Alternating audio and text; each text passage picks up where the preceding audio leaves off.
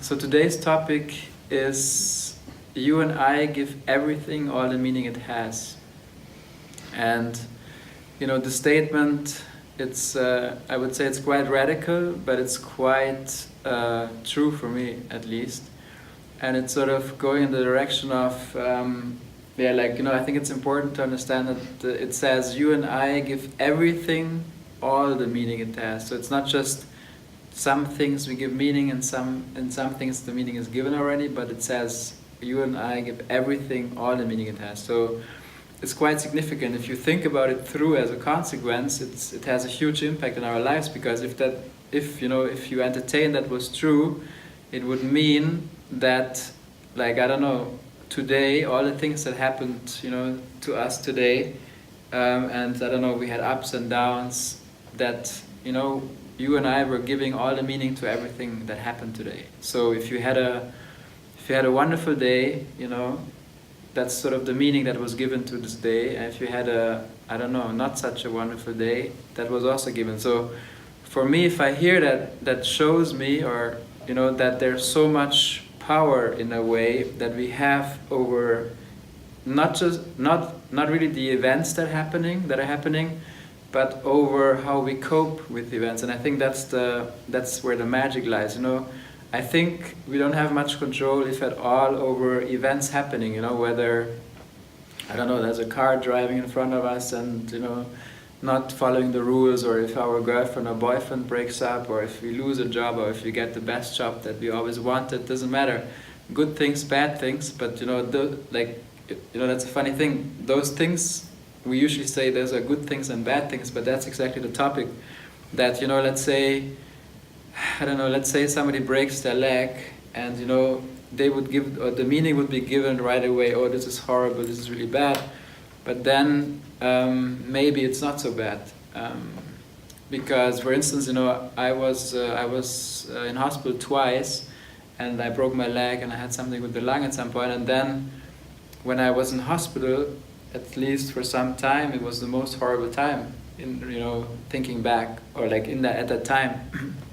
But then, when I was sort of after, those were two of the moments that helped me most ever, in my life. So there's a meaning given. Oh, this is the worst thing. Let's say, oh, my girlfriend broke up, and it's the worst thing that has ever happened to me. But maybe, if we see the big picture, maybe it's the best thing, and that's the whole point. So the meaning doesn't lie in events or in things that are happening, but it's the meaning we give to events. And how we can see that as well as with culture. There's so many cultural conditionings. So in one culture, if you put your feet like this when they're facing, let's say you sit on the floor and your feet are facing other people, that can be the rudest thing in the world, and people would throw you out of the house, like in India, for instance. And here in Europe, it wouldn't matter at all. Like, people would give zero meaning to this, right? Or there's so many other things. I think this sign here means great job or well done, and I think, you're Italian in Italy, I think it means something else, or so it can mean something very bad. So basically the point is that you and I give everything all the meaning it has. So we give a lot of meaning to things. So things, and I think that's an important point, is there's no meaning in the world. There's no meaning in life. There's no even if you go further, there's no objective world out there. Usually we think, there's a world which is sort of, firm and out there, and you can touch the matter and stuff. But if you really look, it's actually us bringing the whole meaning to everything. And how you can also see it, for instance, is like, let's say you have, seen events in the world happening, or you went through a situation, and at some point, for instance, you gave it a very bad meaning. Let's say, we just talked about, he was saying, India is a horrible country, it's very bad, I would never go there, but he has never been there. So, but even if he was there, he could also say that. But for someone else, it can be the most amazing country, and they had the best experiences, right? So that already shows that that the meaning is not in India, let's say, in the country, but it's in us bringing that meaning to this country. And even if, let's say, there's a travel group, they do exactly the same routes, they visit the same cities, they do the same things, it can be that, I don't know, 50% they love the trip, 50% hate it. Then there's so many factors in this, but that shows us that the meaning, and whether it's good or bad or whether we cope with it, it's not in the country, it's not in the situation, but we bring everything to the situation.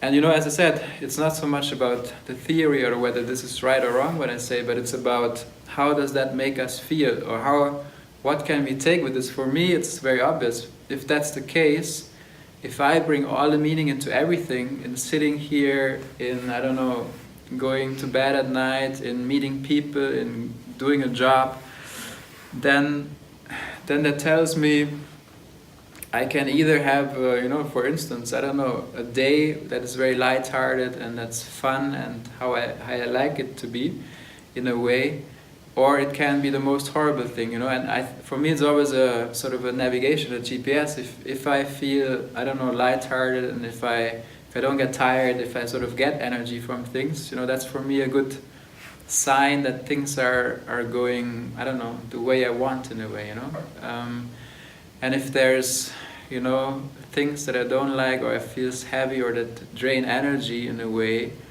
then it doesn't tell me that this activity may be really bad. It can also be, obviously, but it's sort of the meaning I give, Some things we cannot change. For instance, we live in Hamburg and the weather is maybe not the sunniest weather, and people maybe get, I don't know, even depressed or whatever, but even that, we cannot change it, so we can walk around like this and complain about the weather all the time, or we can just enjoy it.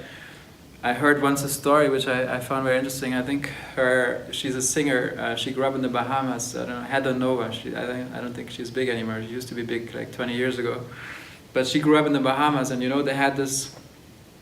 had, I don't know, it was sunny all the time. It was 30 degrees, 35 degrees all the time.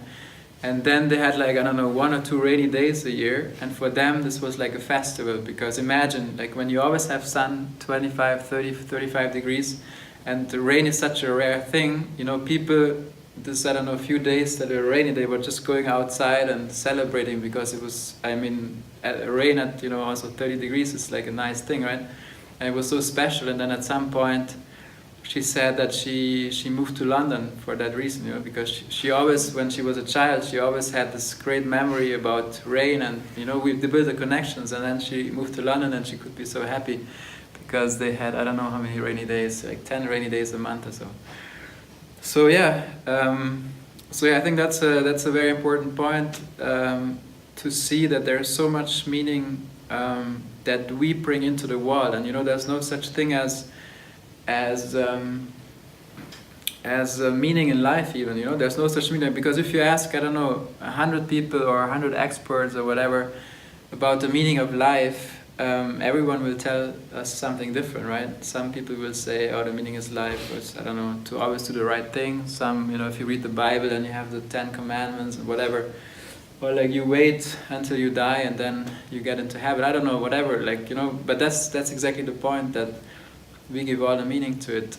Or, there's this, I heard about this book, it was funny, like somebody told me about this book, Sapiens, I think, by this Israeli professor.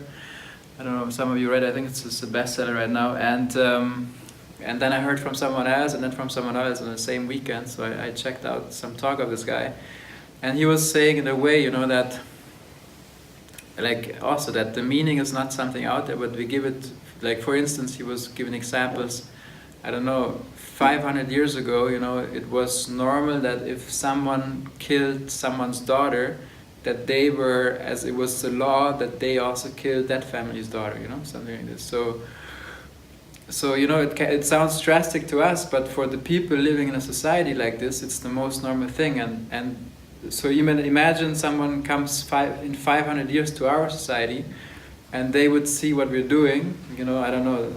I mean, if you really look at our society, there's many things, that may be awkward, and that people would, in 500 years, would think, oh my God, really?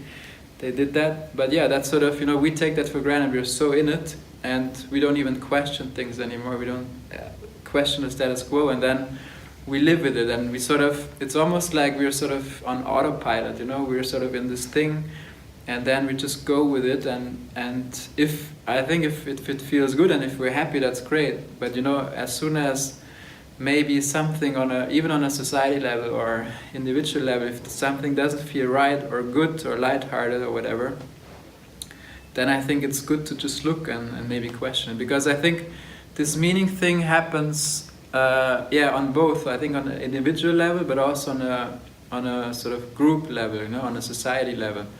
So, for instance, there's like if we hear a message again and again, like our brain or our interpretation works like this. If we hear a message, it doesn't matter what message it is, again and again and again from different sources, even like, I think especially like TV, radio, newspapers, because it's such a strong thing. It doesn't matter whether it's the truth or not. But if we hear it again and again over a period, I don't know, weeks, years, decades, what's happening, with us in media or whatever, at some point we just sort of take it as the truth. It's really like that. It doesn't matter what it is. It can be that, I don't know, like, I'm not saying this is right or wrong, but it can be that, I don't know, a religion like said that, I don't know, Jesus Christ lived. If I just, I'm not denying anything, or I'm not saying that's how it is, but if you really look at it, none of us has ever met Jesus Christ. Maybe he lived, maybe he didn't, but we just take it for granted. It's like a storytelling, and nobody can prove it or not. So I'm not saying he didn't live or he lived, but I don't know. From a direct experience, I don't know. But it can also be, I don't know what politician A or B does. It can be scientific studies, about, I don't know, anything, vaccines, or it can be any study. So it's such a powerful tool that the society basically can put on us, and as said, and then it's almost like if we have our own opinion about a matter which, let's say, society thinks it's A, and we have an opinion because we have experienced it in our way, and it would be B, then I think 95% of us would just not even, they would be too shy to speak it out because they don't want to be different, or they would be like some kind of, I don't know, outlaw or something. Because, like, for instance, that happened to Galilei, right? He was, at some point, I don't know, a few hundred years ago, the church was sort of much more powerful, and it said, the earth is flat. And then this guy came and he said, no, I have the scientific proof it's not. And then, they killed him for that at some point. I think it was the same with Socrates, who has a very different point of view, and they killed him as well for his point of view, because he collected people and he told him about all these different things that he sees. And so, on a collective level, this is very, very powerful. And we sort of, as I said, this almost happens like an autopilot. And if you think about the world that is portrayed, like, for instance, in media, it's a very, very negative picture, right? If you really, like, for me at least, that's how it is. If I listen a lot to, let's say, radio, to news, or if I read a lot of newspapers, or if I watch TV news, I'm not saying you shouldn't, but if I do it a lot, I get a very weird vibe at some point, It feels very weird. But if I look around in my world, like, it's a completely different picture, If I don't follow the news for weeks or months, I mostly 99% I see good things happening, with people. So, I'm not, as I said, I'm not saying, you shouldn't listen to news or you shouldn't do this and that, but I think it's good to understand how our psychology works in a way, and to be able to question things, because most of the times we're so almost hypnotized by those mass thoughts that we forgot actually to question things. And I think that's one of the biggest abilities that we can have, is to question the status quo. And I think at the same time it may be one of the hardest ones, because because we don't because the hardest thing in a way is to be aware of things that we're not aware of, because we don't know. Like, that's why I think relationships are good, whether it doesn't have to be a romantic relationships, but any kind of relationship with people is good, because, and if it's a close relationship there you can trust as well, it's great, because it's almost like a mirror, and you can see in other people maybe their lack in a way, or their patterns that they have, but it's sometimes very hard to see your own. And that's why I think coaching can also work very well, or other things. But yeah, for sure, that's something I think a quality that we also forget over time in a way, because when we go to school, we don't learn to question the status quo, but actually the opposite. We actually learn, like, somebody has painted a picture, and like, if you really step back and see that somebody has painted a picture of, I don't know, what history looked like. And that's the thing, if you really go deep into any topic, it doesn't really matter whether it's history, mathematics, physics, I don't know, any topic, if you really go deep and dig deep, then you know that there's not a one truth. It's not possible. Because as I said, if you and I give everything all the meaning has, it cannot be one truth. And if, I don't know, if even if we go to this event here or some concert, everybody has a different truth to this, like, and it doesn't matter what it is. So it cannot be by definition have one truth, but that's what we do in school. And there's also at the same time, there's so many, I don't know, agendas that people, politicians, I don't know, businesses have that sort of go in there as well. But we don't even have to talk about that. But so the point is, in school we learn that this is truth A in physics, this is truth B in this subject, and then we have to memorize it and say this is the truth, and then that's it, and you get rated by whether you can just memorize that or not, or understand it, So if you think about it, it's really crazy in a way, I think. It's almost an insane system, because we learn a reality that cannot be the reality. It's almost like we're being dictated a truth that we have to learn, and then if we did that for like 3 months, I think it would be fine, because we would still have our own truth or something. But if we do that for 10 years or 20 years, if we study and stuff, then I think it's just in a way almost like a brainwashing. And then we learn, I think what we learn in school is we learn to obey, because you have to behave according to what other people tell you. You have to do this and that. We learn to be disciplined and all those and we learn to be productive. And it's great to serve then, with these attributes. It's great to serve the economy, then we can be very productive.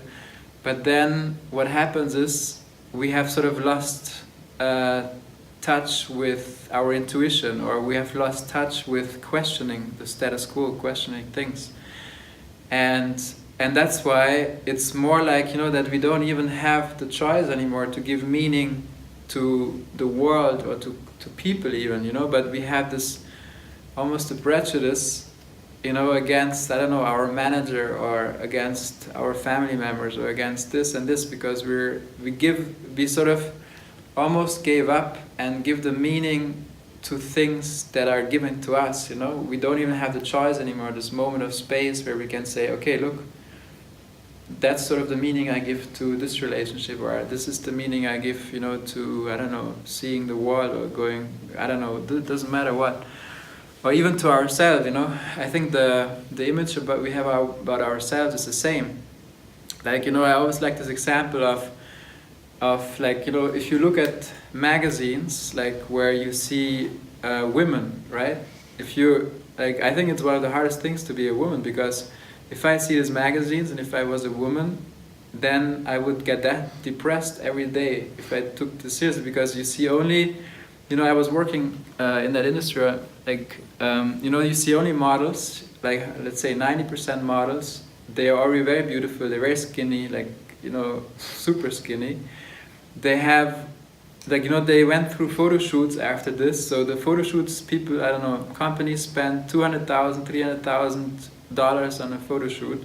They have the best photographers, the best light, they take them with the best clothes and everything, and then they take pictures, and then that's not enough because they have some, I don't know, some problems with the skin and something, so they retouch them completely.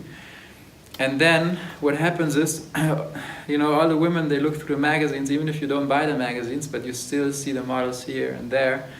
And then automatically, and that's something that's happening, I think, is that if you're a woman and you see that, you just get depressed because you think you're ugly.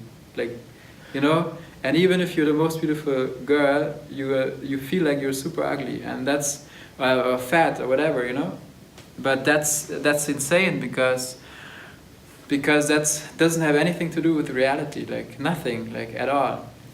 For instance, if you look at the beauty ideal, I don't know, 500 years ago, when you had the painters, it was a completely different picture, right? Women were much more, I don't know, with curves and everything. That also shows us, that the meaning is given by us. At some point it was like this, now it's like this, but at the same time, my point is, you don't have to go with the current meaning of what's happening, but you can have your own meaning, like you give your own meaning to everything. And that's, as I said, that's something very rare and has become very hard for us because we have forgotten how to give meaning, because we just don't even question anymore the meaning that's given, through society. And the big corporations, they get more and more power with advertising and everything.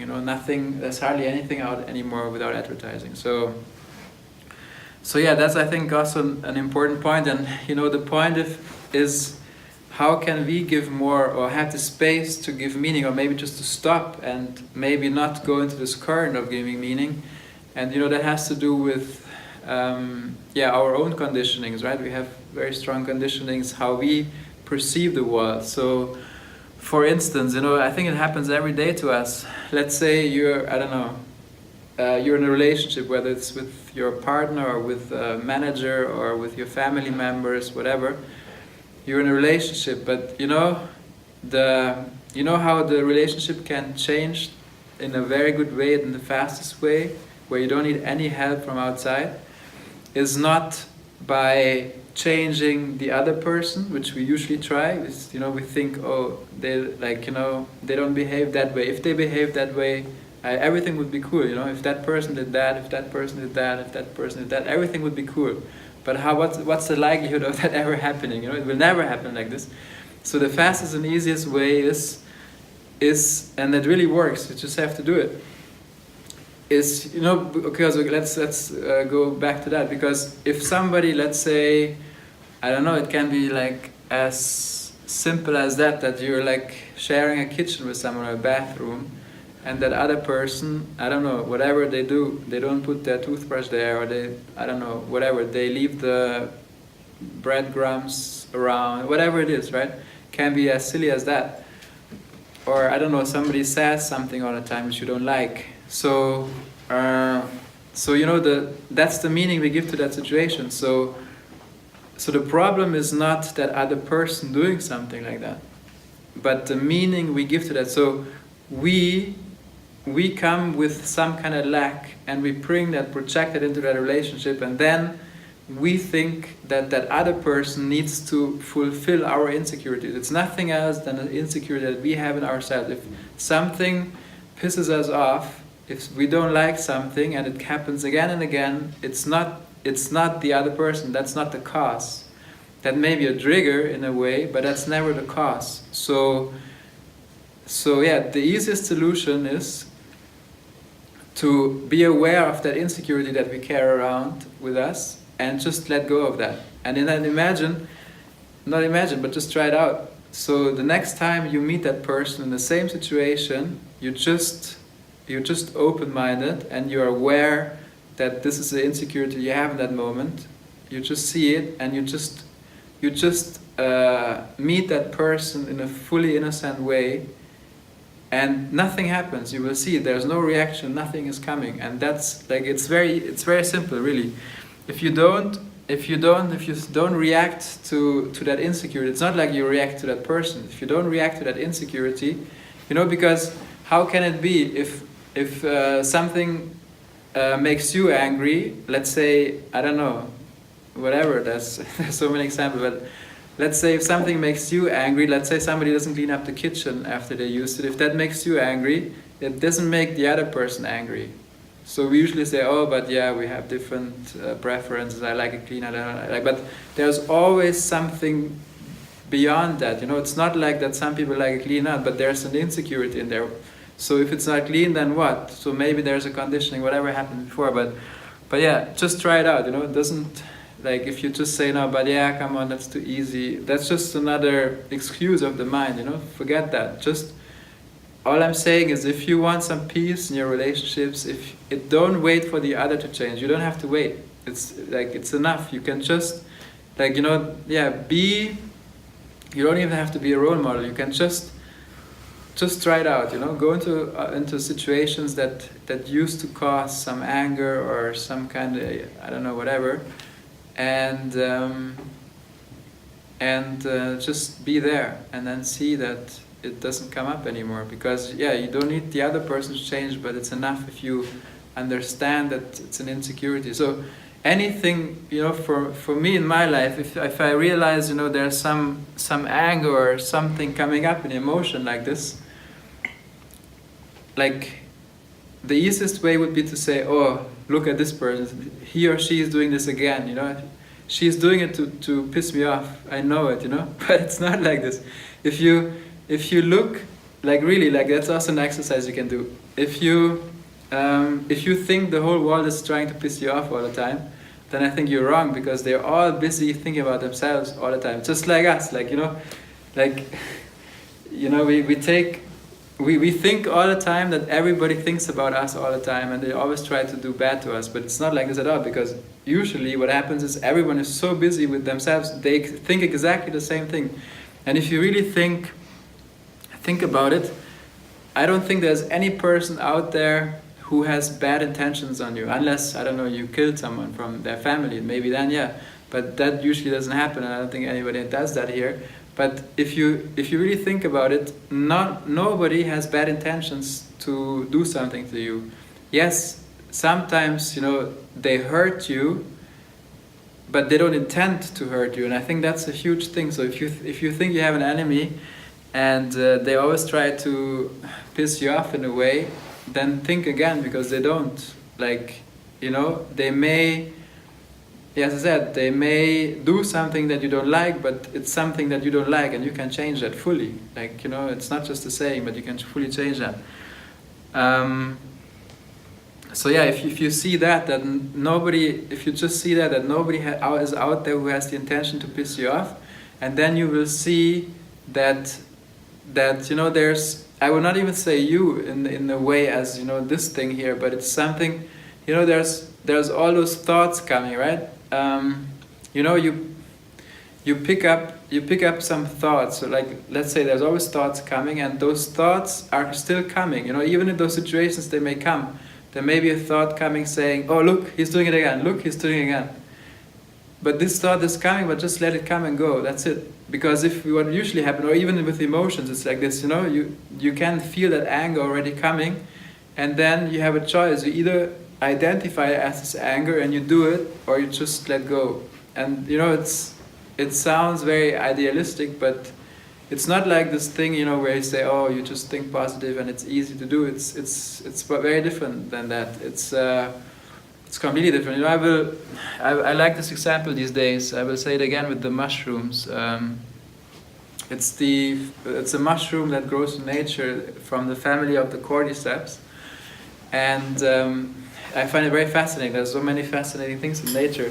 But so this family, this mushroom family, the only way to reproduce for this family is to, they spit out spores, the mushrooms, and then the only way to reproduce is because there's usually not many mushrooms around, so they have to spread the spores, but the wind is not enough because it's not targeted enough. So the only way to reproduce for them is they put out spores and they find ants, little ants walking around, and they burrow into the ant, and then what they do is the spore hacks into the brain of the ant, so it really hacks into it, and then it tells the ant to go to to the same mushroom family somewhere in the forest.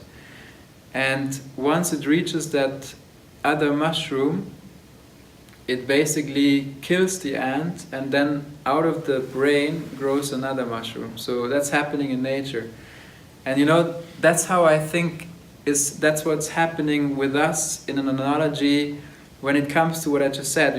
You can imagine like those spores. For me, it's like the thoughts and the feelings. Like, let's say this thought, oh look, she's doing it again. I knew she's gonna do it again, and that pisses you off. Then you have the emotion of anger, and you want to confront it, and you want to, I don't know, yell or do whatever.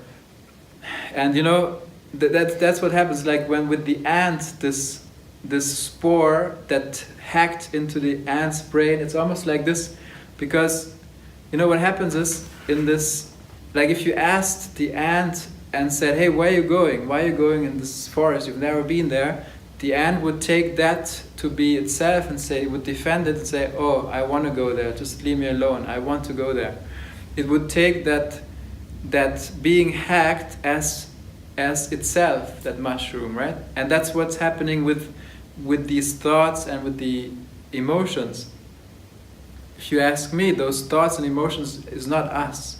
It's like thoughts and emotions, they come and go. Who wants to be, I don't know, who wants to be the emotion of anger, Or who wants to, like, who's the emotion of, I don't know, even like, I don't know, if euphoric, you're not euphoric all the time, or you're not angry all the time. Those are things that come and go. So it's the same thing, like those things come and go, but in the moment when we, like, let's say there's anger coming, and what we do is exactly what the ant does. We basically say, oh, that's me, that's my anger, and you have these thoughts, and you say, oh, this is not cool what you're doing, and da-da-da. And then you get into this flow, but it's almost like a wave, and you think that's you, and you're acting, and you have to defend. But if you realize that that's not you, like, look, that's the thing.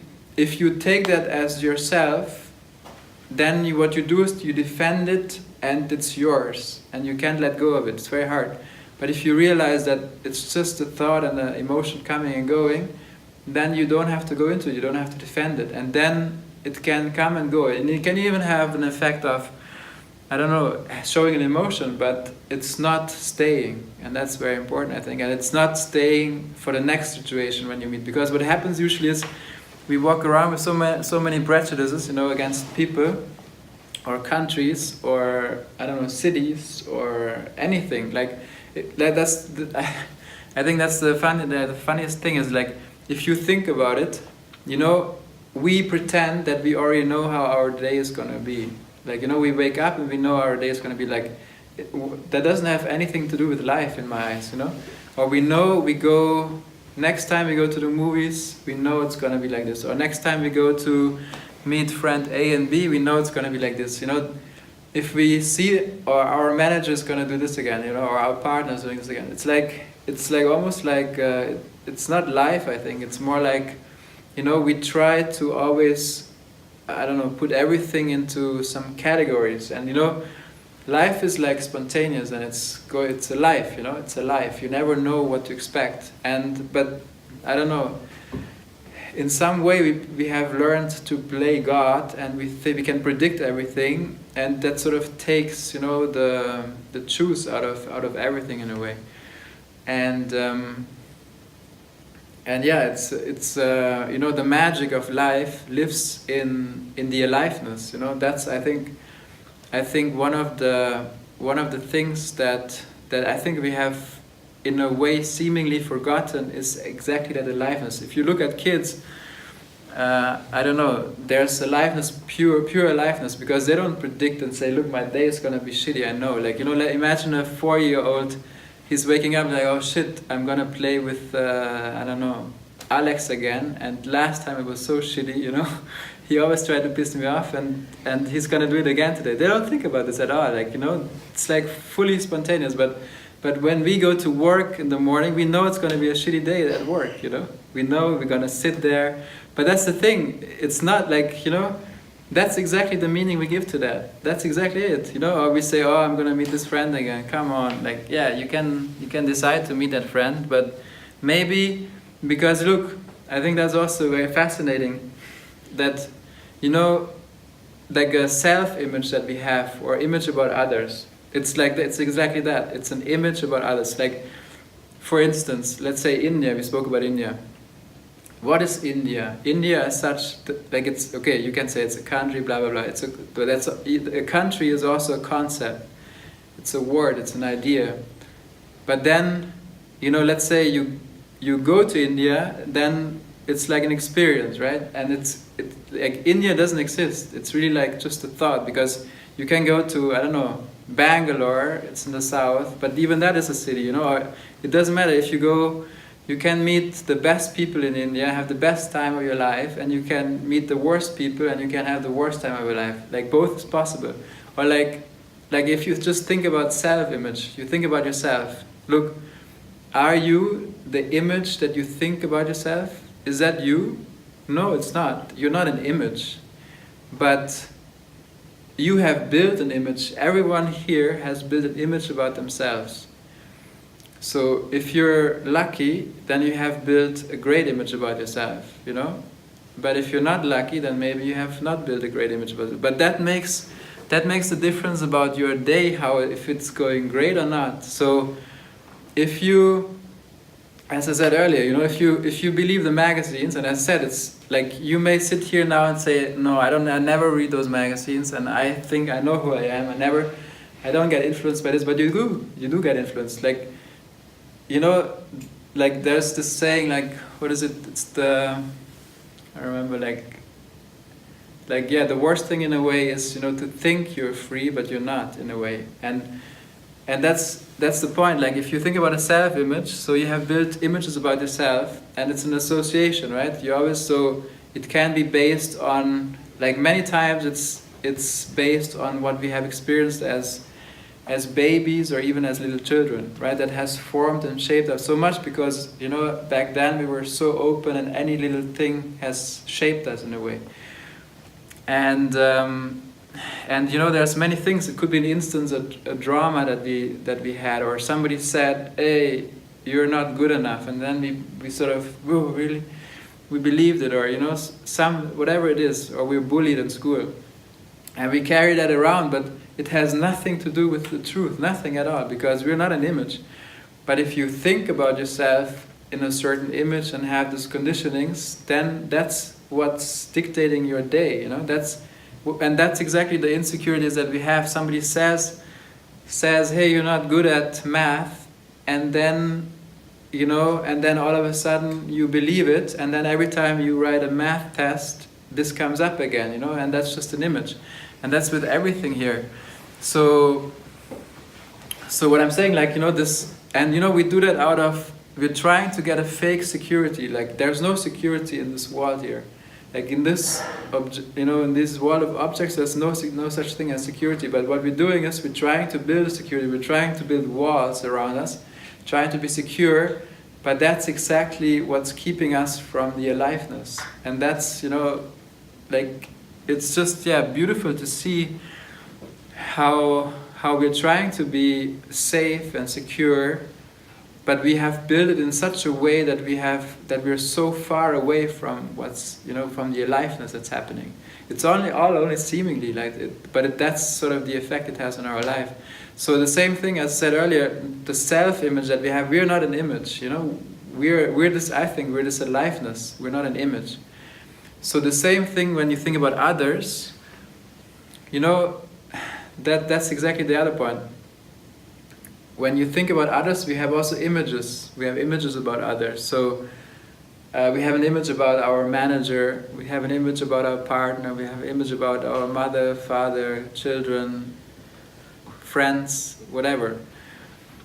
And so, as I said, the image, it's either superimposed on us from society or from friends or from insecurities that we have or dreams or whatever. It can be positive or negative. But it's those images that drive our day in a way, And if you have many bad images, then how is your day going to look like? Very bad. Because you go and let's say you meet your friend for coffee and you know that this friend is stupid and, I don't know, he's always thinking the same way, he doesn't let you talk, whatever, he has no empathy. And then you know it's gonna suck, but maybe inside you can complain and you feel better afterwards.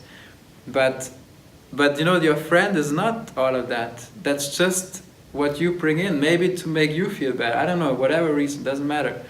But you know, if you went to this meeting and just be open and look at them and see, and maybe you see something else, because I find it fascinating as well. Like if you know, when you meet someone for the very first time, doesn't matter who it is.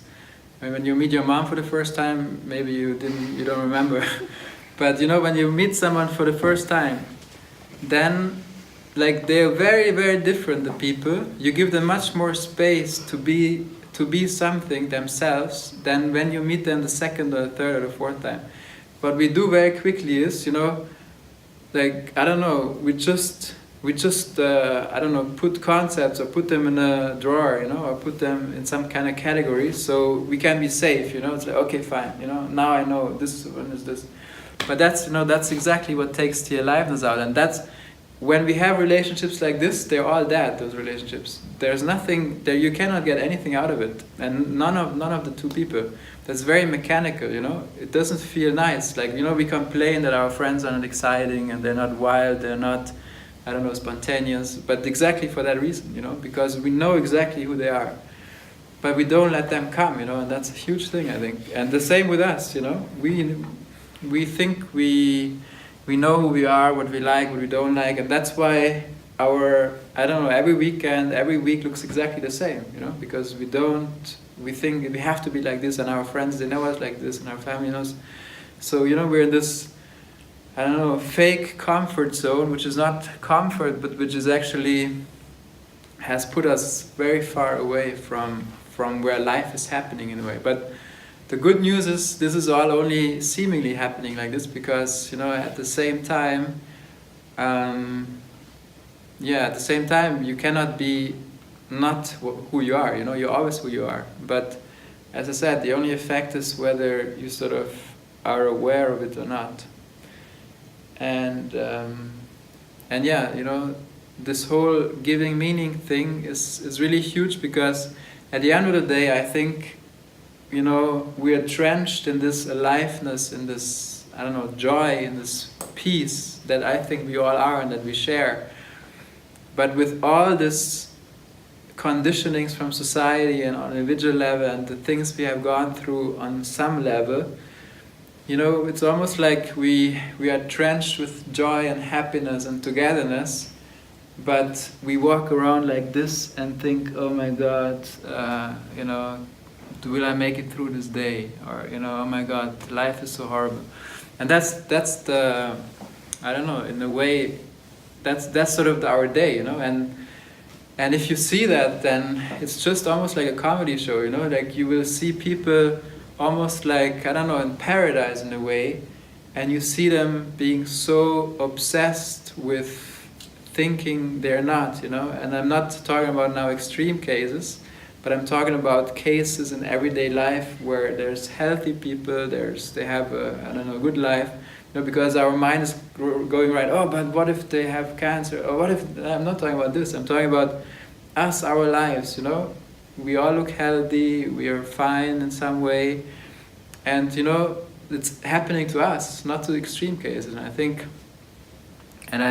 yeah, that's I think, something tremendous, you know. And so at the end of the day, I think it's about this aliveness. And I said, you know, this storytelling that we tell ourselves, this meaning we give, it's so strong, and we don't dare to question the status quo because we're afraid that we look stupid or in front of others. But yeah, like it can be as, like, you know, like what I usually say is, it starts with who we are.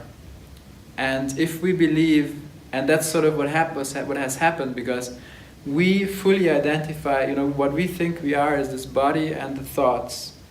And, you know, if you just think about it, and that's it, that's how we limit ourselves. And that's just a story, because if you really look at the truth, how truth is being generated, it's exactly like that. We think in a certain way, everybody thinks like this, and at some point it feels like this as well. It feels like I'm I don't know, like sort of this action figure or this long-lasting independent entity, and I was born and I will die at some point, and it feels like that I'm always thinking, and I'm my thoughts, and they're driving me crazy. But I'm really thinking of it like this because everybody else thinks like this, and even our language is like this, like our language is also conditioned like this. So that's the point, is that something like this can become the truth, and that's why in a way I'm saying, hey, maybe have a look if you feel like there's some kind of suffering in your life, even on a high level, let's say, even if you feel not, I don't know, you feel a bit restless, you feel like this at some point, or discontent at some moments, just look again, because I think life doesn't have to be like that at all, like at all. And so that's just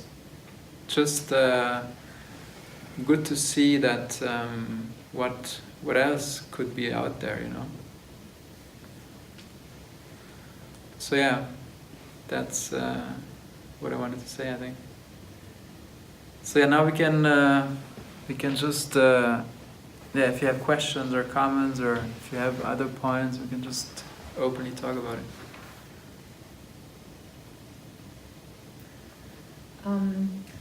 I was wondering when you said that we talk about that it's a bad thing to have images and fixed ideas about things and life in general, situations, people, about everything, to be open and let things develop. But if you don't have any images and plans, what gives you stability? It's a way to feel more secure if you know, today I'm going to meet my boss, my colleague, and they are this way.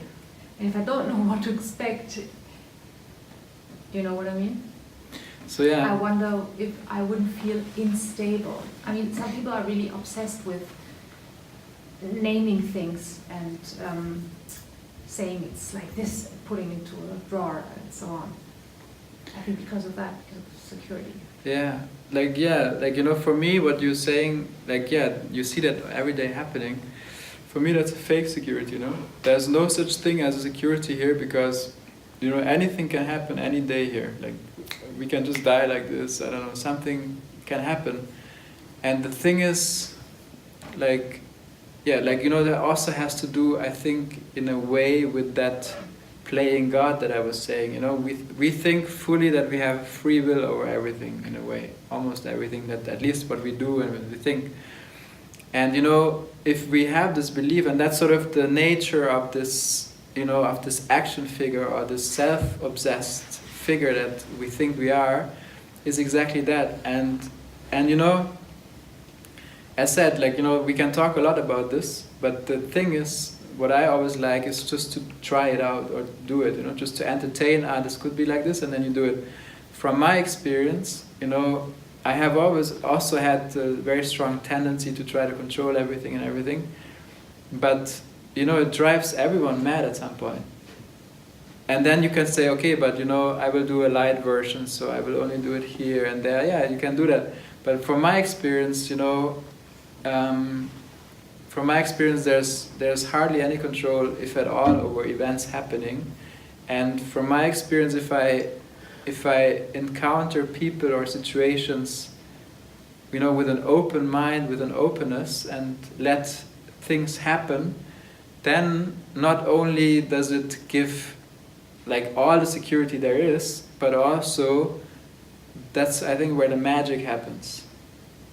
Because when we try to build the securities, that's exactly the point, because we give it everything, all the meaning it has. So we give, as I said, I know my day is going to look like this today, and I will be very strong in holding on to this. So nothing else can happen, because we give that meaning to the situation, and even if there's insecurities, everything. But we don't allow anything else to happen, because it's not like that something outside is happening and then this is happening and we see it, but we make the things happen in a way, and it's like this, we then only see that, because also, we're here, I don't know, 10 people or so, and everyone takes I don't know, everyone sees or hears different things. It's not like that because everyone brings their own reality here. There's no reality as such. Even me, like, if you look at the different people here, I, as such, only exist in your awareness, in you. But I don't exist as a separate being here. And that's why we have so much power over things. So as I said, the short answer is it's a fake security, and it actually limits everything a lot. The only answer whether this is right or wrong is just see and try it out. At the beginning, that's also the interesting thing, because the nature of what we think we are is exactly doing that. It's claiming everything. It's trying to find security in everything. That's the nature of this entity that we think we are. Like, you cannot say, for instance, oh, I'm not this body as this entity, because this is pretending to be this entity. Or you cannot say, oh, I'm claiming this, but I'm not this. That doesn't work. Or even that thing, it has a free will. It thinks it has a free will, so it has a free will. But I think it's important, to see it in a way, not to see it from that kind of energy, but sort of from an energy where you just observe. And then that's the funny thing. In the beginning, it feels like, oh, you let go, and now your whole life is gonna fall apart because you don't control things anymore. That's sort of how it feels. It's a bit like this inner conflict where you say, okay, do I trust life? And I'm sort of. That's why sometimes it helps people when they're tired of life or when they have really low, and then they're just like, oh, come on, I let go. And then what happens is, then they're sort of back in the game. But yeah, and that sometimes helps, but it doesn't have to be like this, So I think it's just important to trust life in a way and say, hey, maybe I don't need to put all effort in everything and try to manage everything. Maybe there's something else managing this, and that's what I think. But yeah, we're sort of building a fake security, I think. But that's sort of, it's a natural thing of this thing that we're not, but then it's important to see, okay, this is a mechanism that's happening, but I'm not this. It's not, because when I come back to this example of this ant who was borrowed into, what we usually try then, we say, we are that spore that took over, I say sometimes, like this parasite. This parasite has taken us over, because it's not a good thing, we don't want that, right? That's why I call it parasite. So this parasite has taken it over, and then what happens is we don't see that this is something outside, something other than us, so we don't try to get rid of it, but we think we are that, and then what happens is we try to become better or more relaxed as that parasite. You see, that's the problem. Because we don't see that's different, so we try to become, that's the whole movement of self-improvement or even spirituality. For the other example is the mind, right? The thoughts. So we're constantly thinking all day. We're obsessed with thoughts because we think they're about us and from us. And then what we try to do is we try to calm down the thoughts. We try to, meditate. We try to be calm. But that's not the point. The point is to see that those thoughts are not about us and they are not from us. And then we lose automatically interest in them, and then automatically they calm down. But if we go on the symptom level, if you try to calm them down, that's a never-ending story, So, yeah, that was a long answer to your question.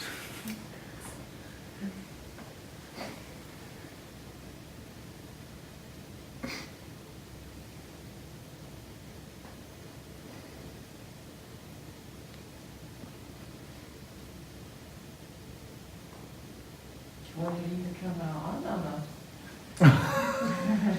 I don't know. You want all the... Okay.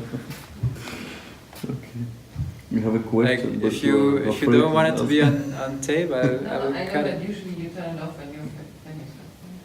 Yeah, usually do. I notice the same. You come very often. It's cool. No one have a question actually? No one. Okay. Does everyone agree with the things which he said? Yeah, I think it was a really nice answer. I like it. You agree? agree people, disagree people? He's the moderator today. No, asking. Well, mostly agree, not completely, but yes. Yeah, but I can't say if I agree because I haven't lived that way. I don't think I'm that open. I think I do have fixed ideas. So I couldn't say that I agree because I would have to try it first. But as I said, you know, I think this here is not about agreeing or disagreeing at all. Like, No, that's my question. zero. But you know, as I think she was saying it rightly, it's exactly that.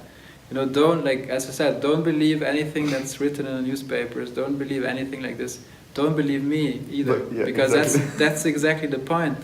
Because that's what we have been trained to do all the time. And you know, the higher the authority, and usually the more trouble they make, you know, and the more we believe them. And you know, that's sort of the game. But you know, don't believe me, don't believe anyone. And that's the thing, you know, even go that far that, as I said, there's thoughts coming, you think they're from you, don't even believe those thoughts, because you know, then because there's, you know, in a way you could say there's some kind of intuition, there's, I don't know, this stillness in a way, and there's thoughts or emotions, and you know, usually we listen a lot to our thoughts and his emotions, but I said, don't even listen to those, and then it becomes very, very interesting. But it's very hard sometimes for us to actually even see that those are thoughts coming by, because we're so obsessed with them usually, that that we don't even have that space to see, okay, listen or not, you know. The question I have is, I was asking myself, how true is this when you say, when we get angry about something, it shows our own insecurities. For example, you took the example of you meet someone, a friend of yours, which you think is a bit stupid. Okay, I understood the whole concept. Go with an open mind. Don't go that you think he's stupid in the first place. Give him a chance. Listen to different ideas. Okay, but why? You know, I was asking myself, and every time if I'm sitting, I have one girlfriend, one boyfriend, where I both think this of them, and I avoid meeting them. And when I meet them, I think that, and I get really annoyed and angry. And I don't, I keep thinking about it, I'm thinking, what insecurity, because when I meet them, I don't, for example, think that I'm stupid, so, and then I also have a boss who drives me absolutely nuts, and I don't see I don't find which insecurity it needs in me, because this guy, my boss, is just acting obnoxious many times, and so this was Yeah, I don't know. Slightly off topic, but No, I think it's a good question, but you know, I don't know. It doesn't have to be necessarily insecurities or something, but obviously, you know, when there's some traction like this or some, I don't know, highlight in a way, it can also be a negative highlight, but there's something going on like this. It's not just like that, you know. I think life in general is not like, oh yeah, life you have to have a job, then you have a family, or it has to be smooth, you know. I think life, I don't know, it can be smooth, and that's good, but I think when situations like this come, like strong emotions, that's always a signal. It's like a sign saying, pay attention here, you know, now it's time to pay attention to this. What message is behind that can be anything, but usually, you know, we have something in us that resonates very strongly with that other, it's not a person necessarily, but maybe that certain, I don't know, habit that they have, a pattern that they have. I don't know, for me, it's 100% like this. 100%, you know? Like, and I always go into situations exactly like that. You know, if there's something that I don't know, makes me angry in a different situation, or with someone else, and it's always that person, the first thing is I will look, what is that in me, not in that person, and I will always find it, and then when I find it, then it's gone. Like, and then I'm realizing it's sort of solved, and then it doesn't happen anymore. Like anything, you know. But so it's, yeah, as I said, maybe it doesn't have to be insecurity, but something in you resonates very strongly. It could be something that maybe you do exactly the same thing in that situation, but you're not aware of it, you know, that's the point. Or it can be something that has to do with your parents, or it can be some, I don't know, it's very, very complex, this, you know, but I think all life is telling you in that moment, it gives you a signal and says, look, just look, you know, without trying, maybe even without trying to figure out something. It's not like you have to now think very hard on what it is, but just be even open-minded. I think even in those situations, you know, life will also give you the answer, but it just tells you, look, that's enough. You don't have to write a doctor thesis about it, but and you don't have to understand psychology. You do understand psychology, but you don't have to, you know. I think this life is made for everyone. So yeah, it just says, look, and that's all we do.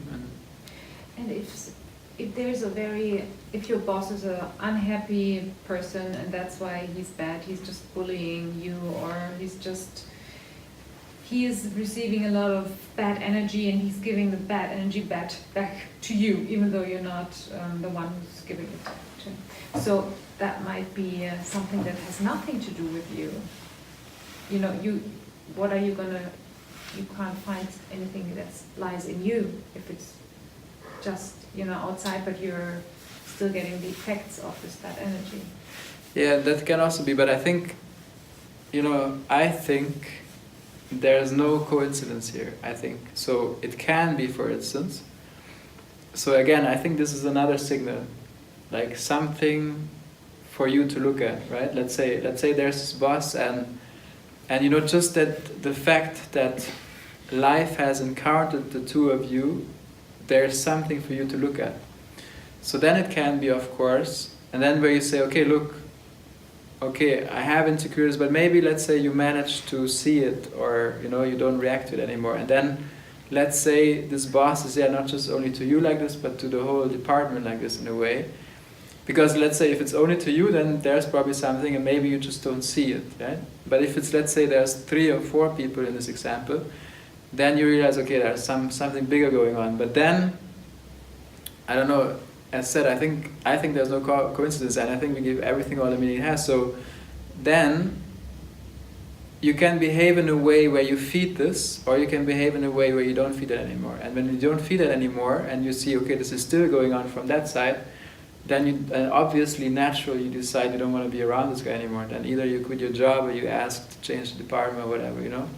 But obviously, as I said, one, I think we always meet certain people and we're always attracted to certain people.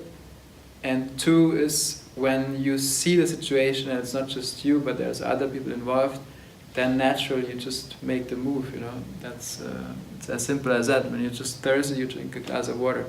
It may not be always the easiest thing to do and stuff, but maybe then in the situation for you to learn is maybe to step up and say, look, I don't have to be in the situation. Maybe that's something you can take out of that as well.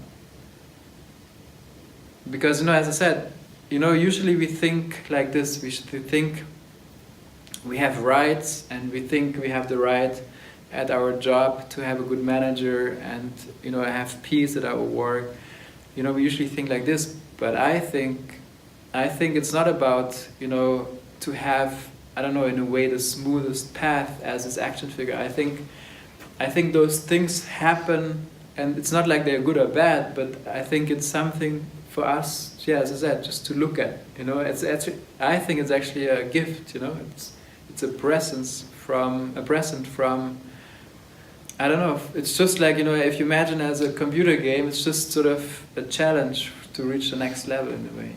You know, but if we think life, yeah, I should be protected, and I should have this, I should have this. You know, I don't think that's the way life is supposed to be.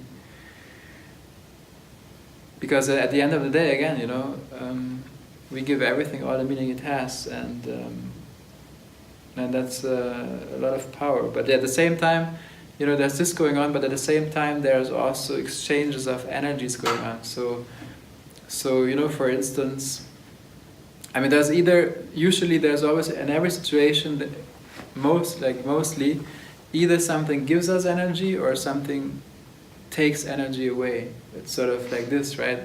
I mean, it's very rare that it's a neutral situation. I think it's either something gives us energy or not. Like, I don't know, lying on a couch I don't know, after this meeting, it probably gives you energy because, you know, you have some kind of stillness.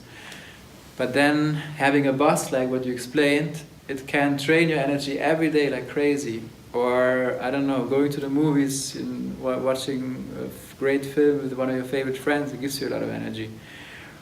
I don't know, even going to the city on a Saturday afternoon, it can drain a lot of energy, you know, because there's something happening. Or like then going to, I don't know, the beach and seeing the ocean, it gives you a lot of energy. So I think, you know, there's different levels. One level is sort of what we talk about with the meaning, and another level is sort of this energy exchange. So also we usually don't pay a lot of attention to that. But even like when you meet a person, like when you spend time with a person, or you meet a person, or you even think about a person, that also either gives you energy or takes energy away. You can try it.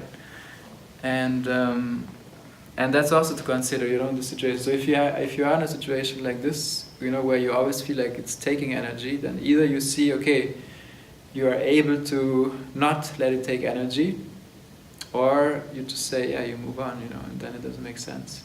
But so, like, you know, many times, I don't know, it's very weird, this life, you know, but many times there's many people who are even in a relationship where it takes so much energy out of them, but they stay in the relationship, you know, because for, I don't know, for other reasons, you know, out of a very strong insecurity, out of something, yeah, they haven't solved. But if I look at relationships, you know, between, let's say, a man and woman, or marriages even, I think there's many, you know, where there's not a good energy exchange. But yeah.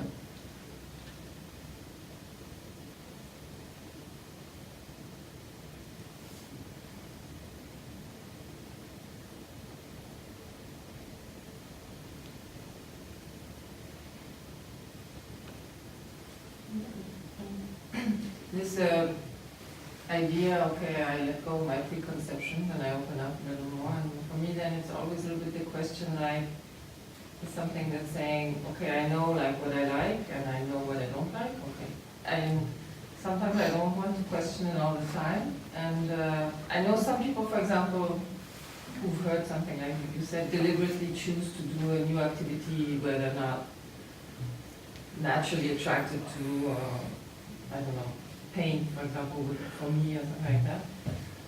And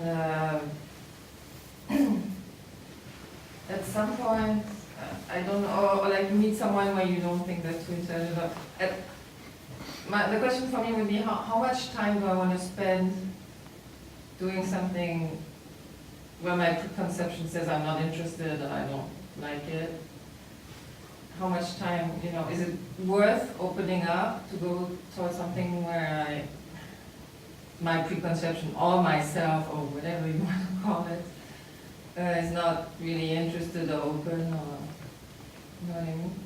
Yeah, I think, you know, it doesn't, like, I think it doesn't have to be necessarily, you know, different activities. It can be, for instance, let's say you keep exactly the same activities that you have right now, and just what changes, and it's not like, you know, you question every activity. It's actually, I think, it's a very different thing. It's like, it's not about the activity that you do, but it's about, the way you could say, the mindset. I know what you mean, but Yeah. like, for example, if someone when I meet them, they go a bit on my nerves. So there's one part saying, okay, see this person in another way, and then another part of me is say, well, just meet someone else, you know, because then. Yeah, but I think also, like, yeah, you know, like when we go a bit more on a subtle level, it's I think also very important because you know, this whole thing that we speak about here, it's not happening on a thought level in a way, you know. It's like, maybe you didn't mean it like this, but I think let's go into it because it's interesting. Like, you know, it doesn't mean, let's say you are in a situation with your friend, you know, that makes you very angry,